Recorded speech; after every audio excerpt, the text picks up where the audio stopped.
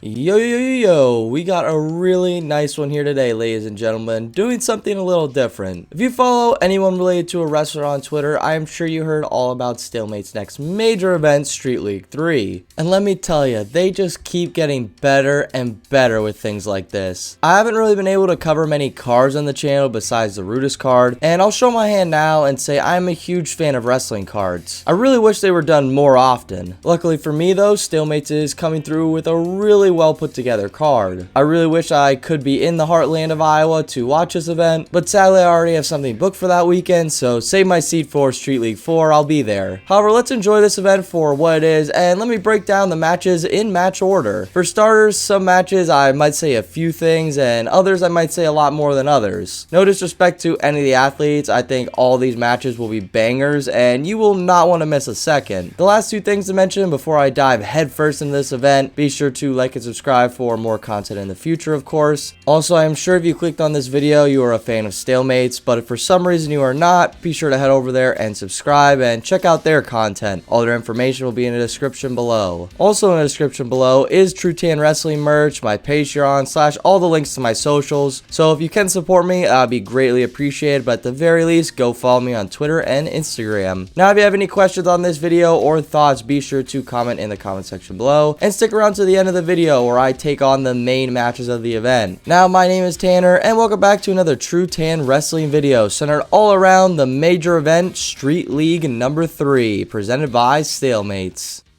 Anyone ever play Street Fighter 3? You know what, that's neither here nor there. Starting off the battles in the street, we will have Zachary Owens versus Nathan Thompson. Both of these guys were former wrestlers from the great state of Iowa, and knowing the style of the state, I can see this match being a battle to the death within the wrestling circle. Owens has a slight age advantage in this one, so that might play a factor either for him or against him. The second match of the night, we got two coaches battling it out. Matt Wanderlin, the head coach of Bonder and Fair High School, will face former Muskingum wrestler, shout out OAC, and he is now the graduate assistant at Dakota Wesleyan, Cody Jenkins. So who will step up, college GA coach or high school head coach? Only time will tell. Speaking of shouting out the OAC and Division 3 wrestling, we have a fun one in match number 3. Sam White, the now assistant coach at Mount Union University, another OAC school, a top tier conference in Division 3, and his opponent will be former Manchester University wrestler, which is a school in Indiana, Joshua Stevenson.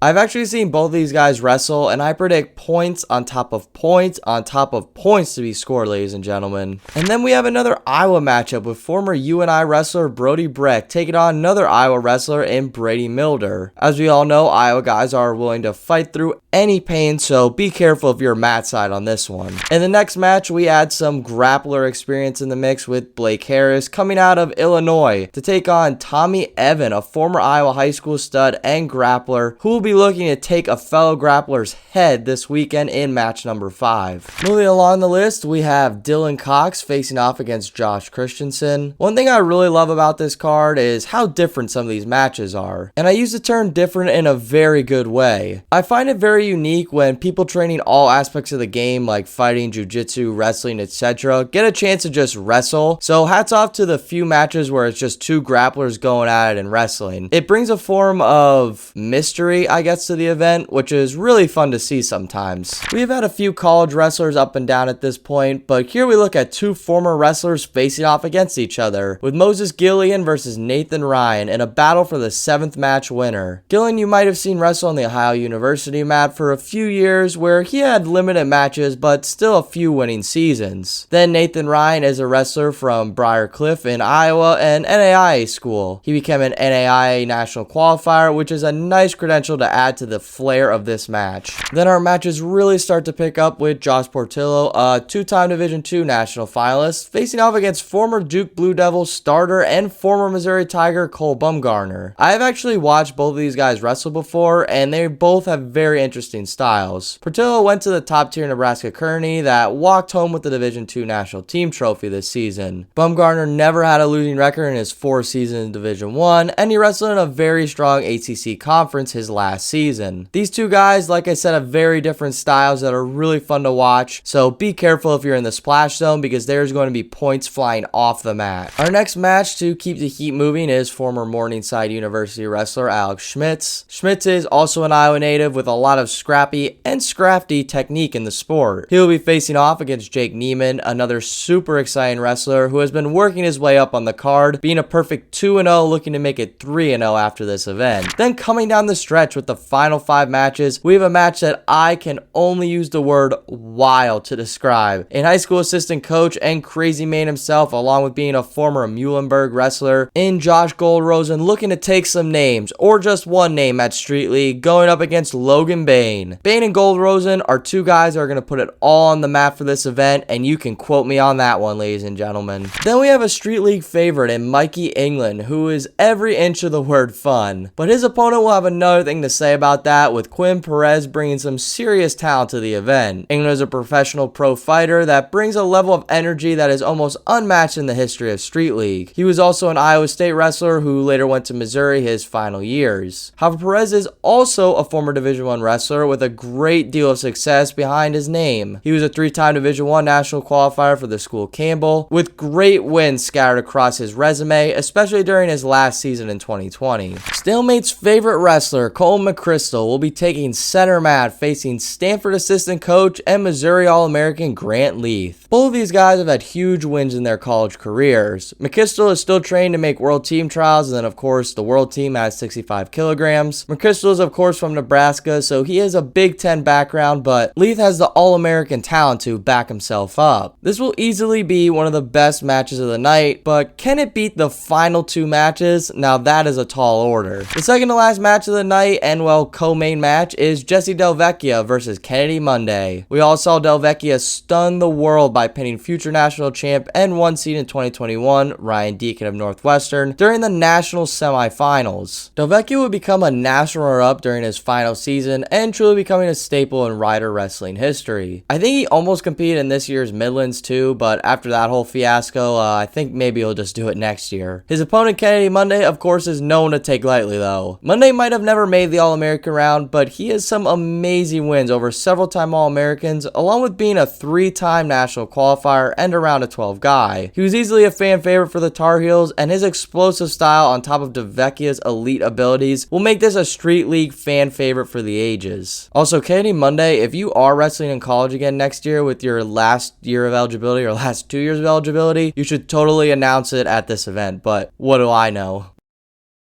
Now we finally are at the main event of Street League 3, and this match easily has the biggest amount of potential to be a banger of a match for a multitude of reasons. For starters, we have a mini storyline, and if you are a fan of TrueTan Wrestling, you know we love storylines here. The story goes like this. Originally, the match was going to show off Alex Marinelli, the recent Iowa several-time All-American, so yeah, a really big name. However, after some things happened, he backed out of the event, and his opponent, former wrestler and now fighter Richie Lewis, was left opponentless. Lewis was a former Rutgers wrestler, making the round of 12 his final season, but he also won U23s right before that year, so yeah, a very good wrestler. However, in case you missed me saying it, Richie Lewis is a fighter now, so yeah, trash talk is big in that sport, and he trash talked Marinelli every second he could get on social media, and it really hyped up this main card. However, there was one problem. Who the heck was going to fight Richie Lewis now? Well, the Kent State Flasher himself stepped up in Ian Miller. Ian Miller was a several-time All-American for Kent State, and to say he had an aggressive style is the biggest understatement I've ever heard. He was a baller of a wrestler, sometimes putting guys right on their heads and ending the matches super early. He beat some of the greatest 157s of all time, and he was a nat hair away from beating Isaiah Martinez in 2016 to make his first and only national finals. Also, it is nice to mention before U23s came around, there was universities, which was essentially the same thing for college wrestlers in the summers to just wrestle a little freestyle. I bring that up because Ian Miller won that tournament, beating several great wrestlers with what seemed like ease. So we have a former 157 All-American versus a 165 top-tier athlete, and a university champ versus a U23 world champ. Lewis is aggressive and extremely confident. Miller will take no one's smack and will be looking to put someone on their dome. So to say this event is going to end with a bang is such an understatement, because this event is going to end with an absolute explosion of great wrestling.